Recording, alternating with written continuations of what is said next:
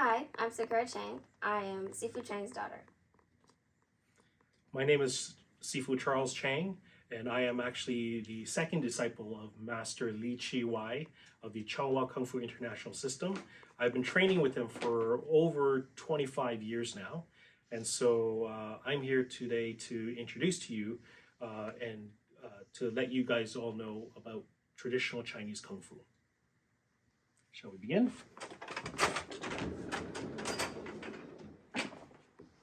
So tell us a little bit about what Kung Fu is. So, Kung Fu originally started many thousands of years ago as a form of martial arts combat to help people to learn how to defend themselves, how to protect themselves.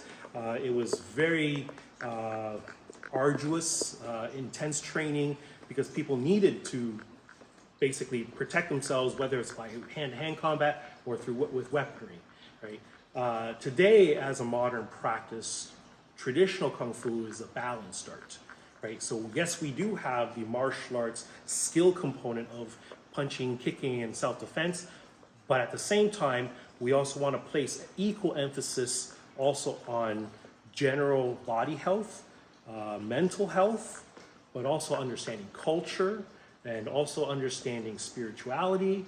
And so we want everybody to be well-rounded as a practitioner of Kung Fu. And so through Kung Fu practice, you will be able to see all of that if you dig deep enough into it. So how and why did Kung Fu start? So again, many thousands of years ago, China already had its own different elements of combat within the borders of China.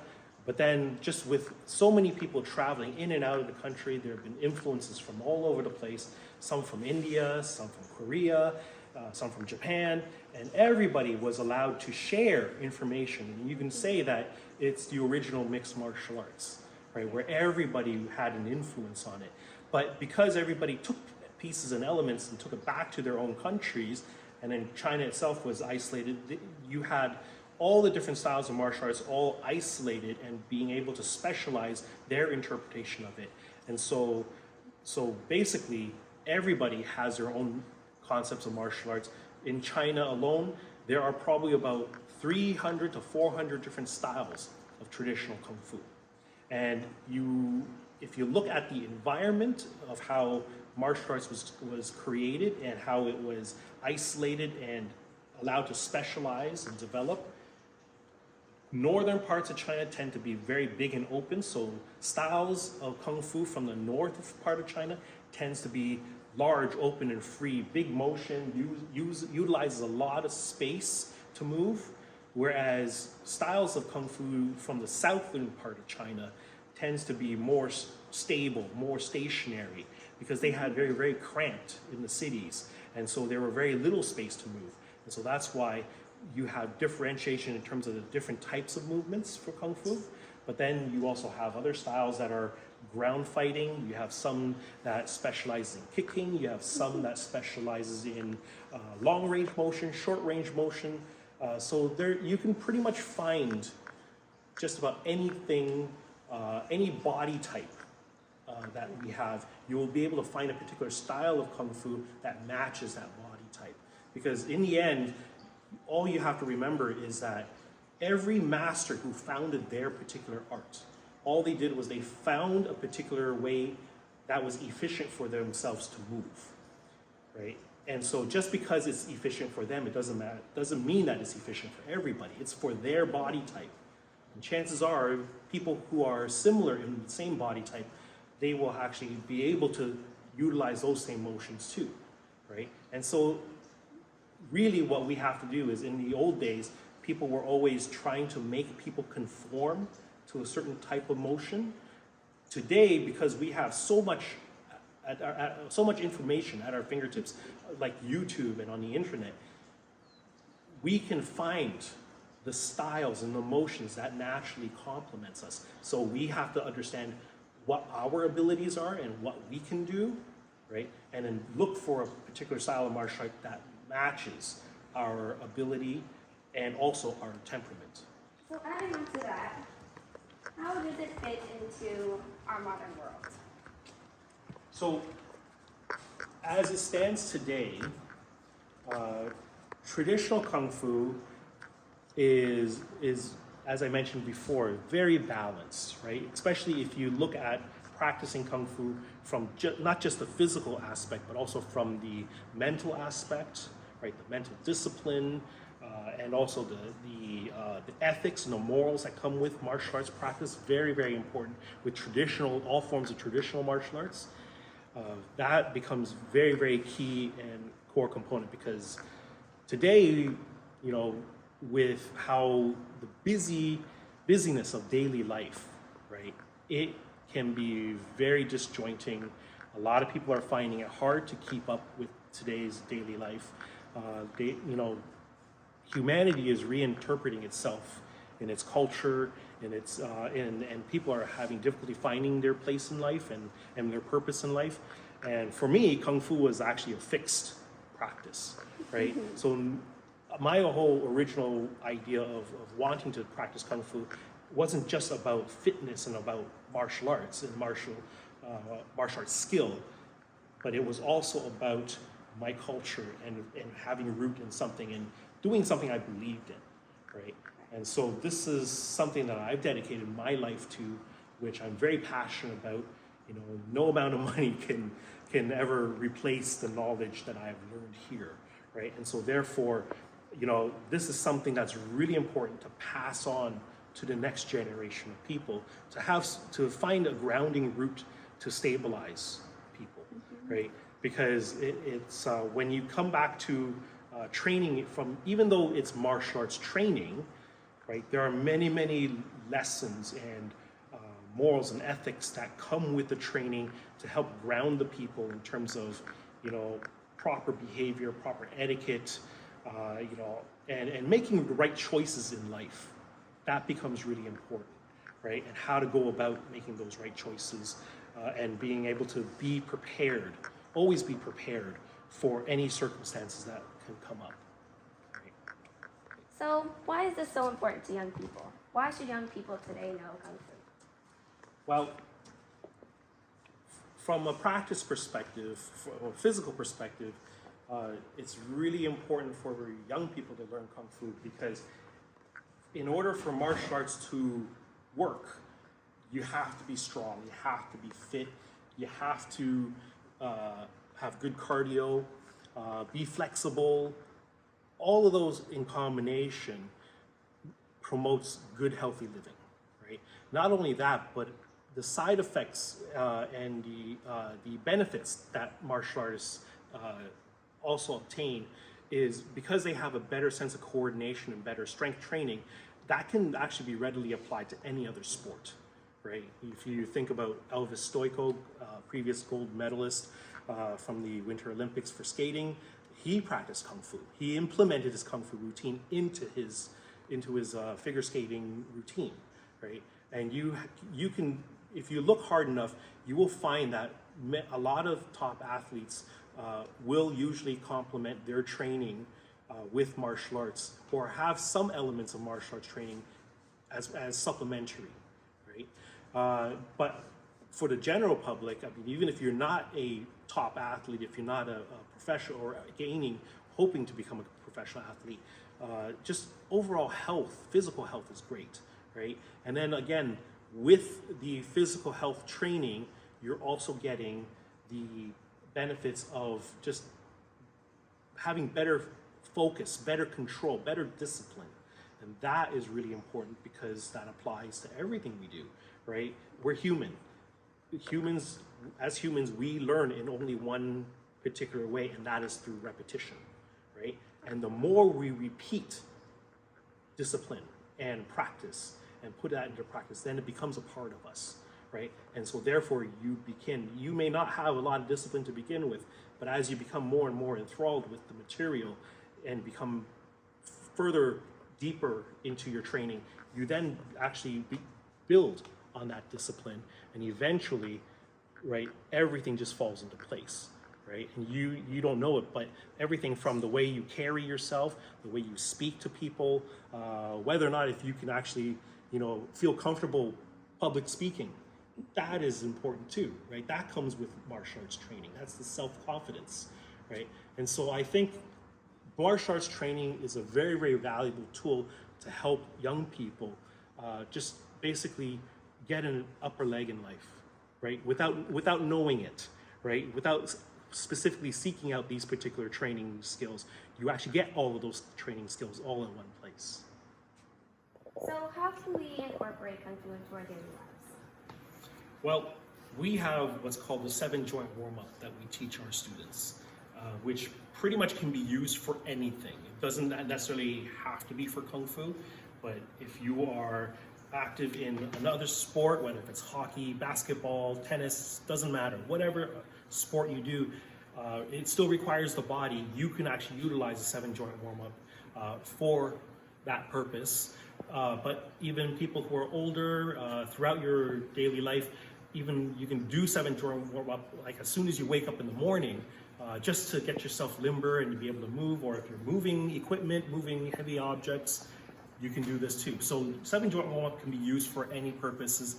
All it does is it ensures that you hit every joint in the body so that your full body is fully prepared to engage in physical exercise. And so we do this, the first exercise is actually not part of the 7-joint, but we do what's called a back and neck stretch, right? And so the first exercise, okay, what we do is we have our hands down here at the sides, and then you're going to push and try to reach for the ground as we try to get the top of our head to push to the ceiling, right? And what this is going to do is it's going to pull on your neck and the upper back area. If you do it correctly, by trying to push the head to the ceiling and your fingers to the ground, you will stretch the neck and shoulder area, and then you can relax. And then stretch, and then relax. And then stretch, and then relax. One more time, stretch, and relax. And so that's the first exercise. We do 10 of those before class, before we start working on our joints. So the first joint that we do is actually our neck. And so a lot of people are familiar with a neck roll. We don't want to do that because what happens is in our neck, the bones that are in our neck, when we do the traditional neck roll, they can grind on top of each other. So what we do is we actually would stick the chin forward and then rotate the head around the neck. And what this does is it actually, if these are the bones in the neck, it actually pushes it forward, and then we keep it horizontal this way, so that the bones don't grind. There's no chance of that happening. So we stick it forward and then we circle. Right? 10 times one way, right? And then we stop, chin forward, and then 10 times the other way. Okay? So that's our first joint. Our second joint is actually our shoulders. And so when we work on the shoulders, there are 4 motions that our shoulders can move. The first one is up and down, followed by number 3 and 4, which is circle backwards and circle forwards. So the whole exercise, 1 repetition, is up, down, circle back, and circle forward. Right? And so we'll repeat that. Up, down, back, and forward. That's 1. And then 2. Up, down, back, and forward. That's 3. 2. And then again. Down. Right? So we'll do that 10 times. Okay, so that works on our shoulders. The next exercise, moving down from our shoulders, is our elbows. Right? And so for our elbows, okay, we want to do, and people have seen this type of elbow exercise when you rotate the elbows, well, except what we want to do is we don't want to do small circles. We want to do full big circles. Big circles to the point where your arms fully extend. Right? So nice big circles. You do that correctly, it'll actually have your wrist rotating too. Right? Circle 10 times one way, full big circles, and then circle the other way. Right? Okay, so that's the elbows. Next, our wrist and our fingers in our hands. And so what we'll do is we will relax the wrist, but at the same time we're going to wiggle our fingers. We're going to move our fingers too at the same time, right? So you can't see it, so you can, even if you want, it might be easier if you just kind of wiggle your fingers and then add the wrist into it. Okay? And then what we're going to do is on each count we're going to stop and clench our fists as fast as we can. Okay, so we do this. 1, and relax. 2, and relax. 3, and relax. 4, relax. 5, and relax. And we'll do that 10 times. That ensures that our wrists and all the muscles and joints in our hands are also warmed up and prepared. Okay? We've gone through the entire arm, so we're coming back down to the body. The next part, the next joint, is our hips. Right? And so for our hips, we'll do hip rotations with one minor adjustment, because everybody knows they put their hands on their hips and circle the hips. We do one minor adjustment, which is actually taking the hands and placing them on the lower back where the kidneys are. Right? So the kidneys, what we're doing is we're supporting the kidneys, because when we push forward, our weight is actually being exerted and pressed onto the kidneys. So the kidneys are actually holding some of that weight. By supporting the kidneys, we're actually helping them, right? Support it, so we don't put too much pressure on the kidneys. And so we'll start with small circles, right? And gradually, 10 circles, make each circle bigger and bigger. Try not to move the head, right? Just keep circles. And once we've done 10, and we've gone as large as we can, then we reverse. Big circles, 2 small. 10 circles. Okay, so that's our hips. Moving further down, next is our knees. So what we're going to do is we're going to actually work one knee at a time. We're not going to do both knees. So because we want as large a motion as we can with the knee circles that we're doing. So people have seen like these small circles, knee circles. We're going to do larger motion, but in order for us to do larger motion without injuring ourselves, we have to actually just do one knee at a time, right? We're going to actually take a stance that's a little bit on an angle, and then what we're going to do is we're going to focus on one knee, and we're going to circle and then turn. And we're going to make the largest circle we can. But in order for us to do that, the rear heel has to come off the ground, right? You have to come off the ground and come back up. Otherwise, you're going to injure the knee. So make the large circle, come back up. As large a motion as you can for full range of motion. Okay, circle, and then circle 10 times outside and then 10 times inside. Okay, and when we've done 10 inside, then we switch to the other side, same thing, circle out. And then circle in 10 times.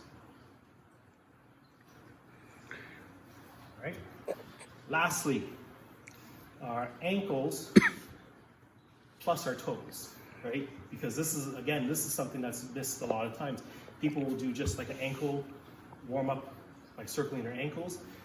For us, we want to make sure we push the toes into the ground, and we're going to distribute the weight across all the toes and come back, right? And this ensures that all of our toes, the muscles and the joints in our toes, are also being worked. So 10 times one way, and then 10 times the other way, and then switch sides, 10 times one way. You make sure you push the toes into the ground,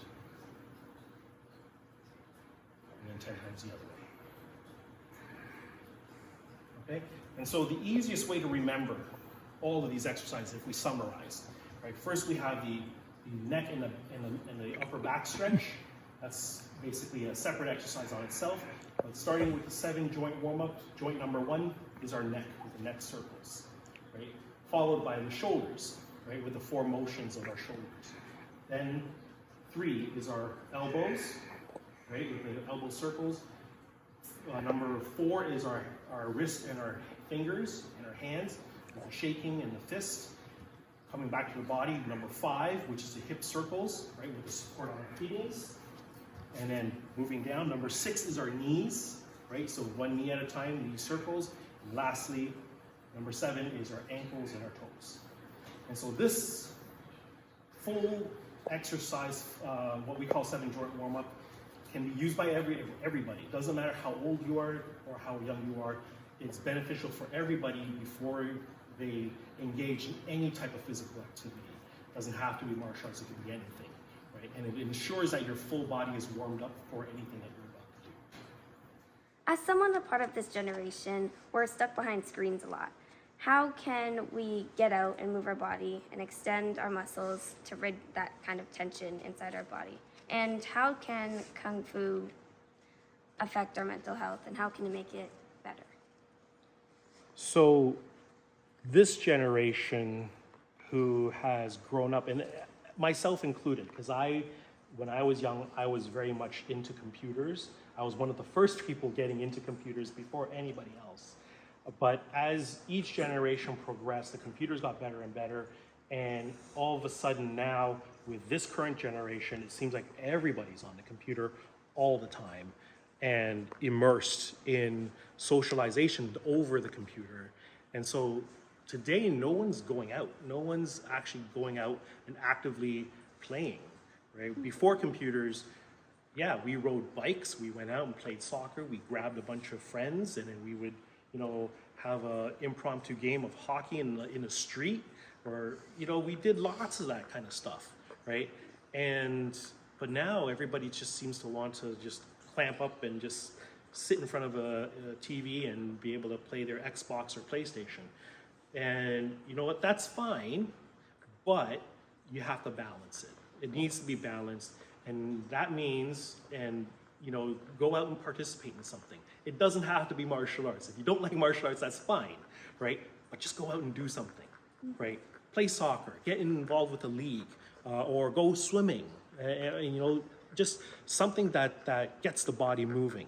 And this is really important because there is a mind-body connection, right? When your body moves, right, and especially if you're pushing yourself, it releases, right, all these endorphins and serotonin and all these chemicals that really lights up the brain, and it makes you happy, right? Even though you're sweating and sometimes you're working really hard, it really does affect your brain, right? And it keeps you with definitely, some people even say that actually it brings them more focus, right? So absolutely, if you want a good healthy brain, you have to also have a good healthy body.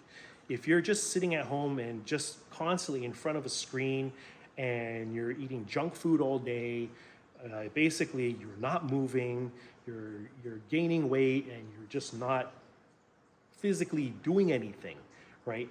That does have a negative effect on your brain, and yeah, you're probably going to be depressed more. Then you're going to be sucked into all these quote-unquote conspiracy theories and do some strange things, be involved in weird things. Try to get out there and explore. If anything, just go out and explore the world, interact with the rest of the world, walk down the street, meet neighbors, get to know your neighbors, be a part of the community, and who knows, maybe you might even find more fulfillment in giving back to the community, right? And not just participating, right? Because then you can find purpose. And once you find purpose in things that you do, then that makes you happy, right? And you've got a direction. And to me, it's basically, life is so short, right? You may roll your eyes at that right now, but when you get older, you start to realize, life has gone by very quickly. And our lifetime compared to the entire history of the earth, right? It's just a blink of an eye. And for me, my purpose is just to basically be a presence now and contribute to humanity. Give something back, because that's my piece of immortality. And hopefully in the future, right, you can give back too. and then people will remember you for those contributions that you've done. You don't have to be a Steve Jobs, you don't have to be a Bill Gates, right? Like just every person that you interact with, right? The students that I teach, I hope that my lessons will touch them and be able to have lessons that will carry on for their entire life. And that's my piece of immortality. So coming over here, what is this? And could you please explain a little bit about the guy at the top? So this is a typical altar, traditional Chinese altar that you will see in mostly kung fu schools, Asian police stations. Sometimes when you go out to restaurants, you will also see an altar.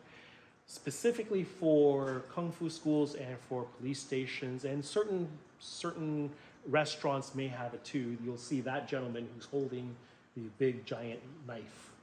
We call it a guandao. That gentleman, who's typically depicted with a red face, his name is General Guan. And General Guan is a famous figure, historical figure from ancient times when during the legend of the three kingdoms, he was one of the three brothers, but he basically is on the altar because he represents justice and loyalty, right? And brotherhood. And so he was somebody who was very revered in the martial arts world because of his values. And so today, we don't worship him, we basically pay respect to him, right? As somebody who has those values because we want those exact same values in us. Right? And so I wouldn't say that this is a worshiping altar. It's more of a form of paying respects to somebody who embodied all the necessary elements of martial arts practice in daily life, right? And so that's why you'll see him on the altar. So this word is actually the word for Chinese, for martial arts in Chinese. In Cantonese, they pronounce it mo. And then in Mandarin, we call it wu. And the word actually is very unique because a lot of people don't realize it. Japanese martial arts, Korean martial arts, Chinese martial arts, we all use this, and it's almost a universal symbol for martial arts. But a lot of people don't realize that this Chinese word for wu, for martial arts, actually is a combination of two words. On one half, you have it actually means to stop, and the other side is actually to mean conflict. And so the two combined together is what this makes, what the combination of this word is. And so what you're trying to do is you actually want to stop conflict, right? And so that's why when we practice martial arts, again, the principles behind martial arts isn't to be constantly on offensive. You should be actually looking to resolve conflict, right? And to basically try to stop.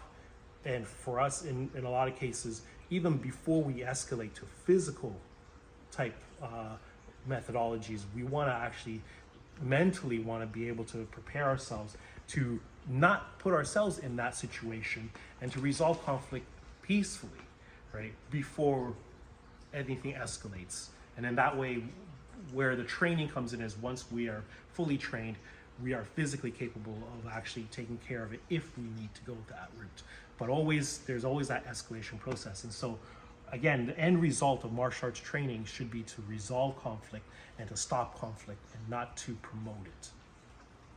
So just to close off the interview, what is all of this stuff around us? What's inside it and how can it affect us? So basically, each of these containers have certain ingredients that are used in traditional Chinese medicine.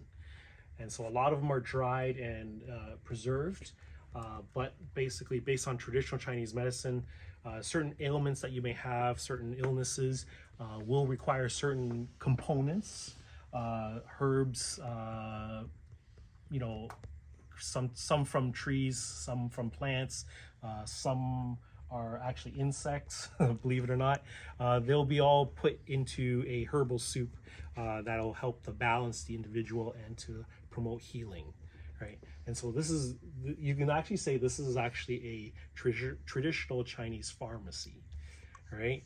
Okay, versus say if you went to Shoppers Drug Mart to get cold or flu medication, right? This is exactly what ancient Chinese people would do, ancient Chinese doctors would do, is basically use a combination of herbs to create the medication that you would then take home, cook into a soup, and then drink for medication.